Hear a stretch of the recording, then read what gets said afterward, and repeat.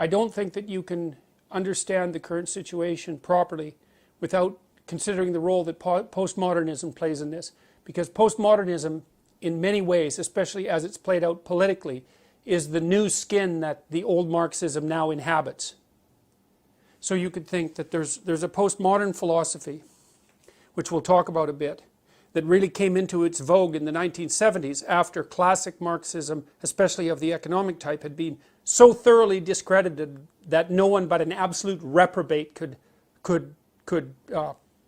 support it publicly anymore. Even the French intellectuals had to admit that communism was a bad deal by the end of the 1960s.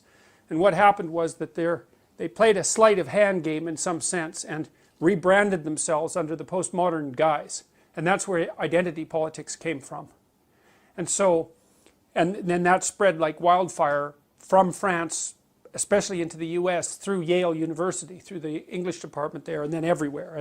And so what happened was, you know, there was this idea that the Marxists had put forth that the natural landscape of economic landscape is a battle. And it's a battle between the proletariat, the working class, and the bourgeois. And that that economic systems were doomed to continue to enslave people and to keep them poor and downtrodden unless there was a radical economic transformation that was predicated on something more like equity policy.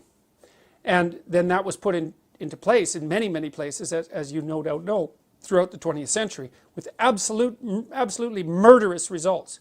It was the most destructive economic and political doctrine, I think, that has ever been invented by mankind, and that includes National Socialism, because the absolute magnitude of the havoc wreaked by the communist systems exceeded that wreaked by Hitler. And that's, I mean, Hitler didn't have quite as long a time to pull his stunts off quite as effectively, but it was a catastrophic system. And one of the things that's quite interesting is that the full breadth of that catastrophe is not something that students are well taught in our current educational system, which has always made me very suspicious.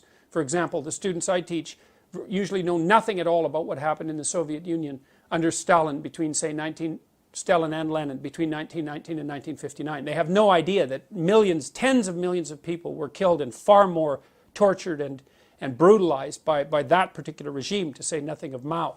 So look, what happened was that by the end of the 1960s, the evidence that communism was a catastrophic failure was so overwhelming that even the French intellectuals, and we'll return to them later, like because the French have a very long-lasting and powerful public intellectual tradition, and so intellectuals there are very influential.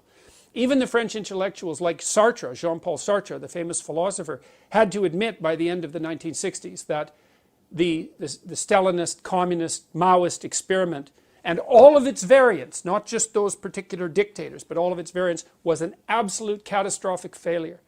And then what happened was the postmodernists came onto the scene, and they were all Marxists. But they couldn't be Marxists anymore because you couldn't be a Marxist and claim that you were a human being by the end of the 1960s. And so they started to play a sleight of hand, and instead of pitting the proletariat, the working class, against the bourgeoisie, they started to pit the oppressed against the oppressor. And that opened up the avenue to identifying any number of groups as oppressed and oppressor, and to continue the same narrative under a different name. It was no longer specifically about economics. It was about power. And everything to the postmodernists is about power. And that's actually why they're so dangerous, because if you're engaged in a discussion with someone who believes in nothing but power, all they are motivated to do is to accrue all the power to them. Because what else is there? There's no logic, there's no investigation, there's no negotiation, there's no dialogue, there's no discussion, there's no meeting of minds and consensus. There's power. And so since the 1970s, under the guise of postmodernism, we've seen the rapid expansion of identity politics throughout the universities. It's come to dominate all of the humanities, which are dead as far as I can tell, and a huge proportion of the social sciences. And we've been publicly funding extremely radical postmodern leftist thinkers who are hell-bent on demolishing the fundamental substructure of Western civilization. And that's no paranoid delusion.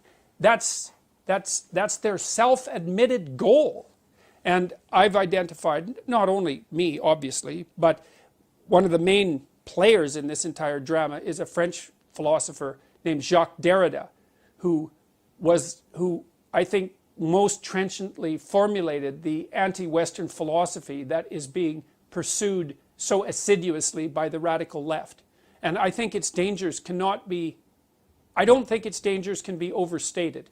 And I also don't think the degree to which it's already infiltrated our culture can be overstated.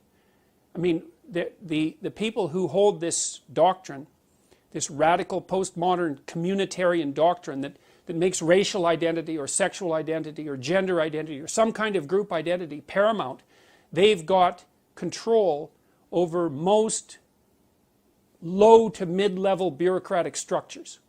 And many governments as well, but even in the United States, where a lot of the governmental institutions have swung back to the Republican side, the postmodernist types have infiltrated bureaucratic organizations at the mid to upper level. And that's actually what they're trained to do by their activist professors in university. And if you want proof of that, you can just go onto the websites of women's studies groups, for example, because they're some of the top offenders, and just look at what they say.